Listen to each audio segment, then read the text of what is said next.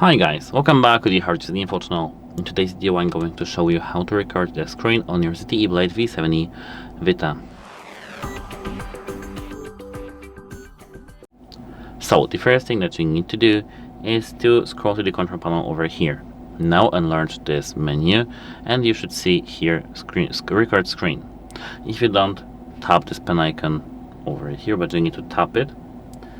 And once you tap it, you need to here search for the recording screen shortcut, and here let it be, for example, this one. You need to hold and place it right here. Now, while we have our record screen here, we need to tap it.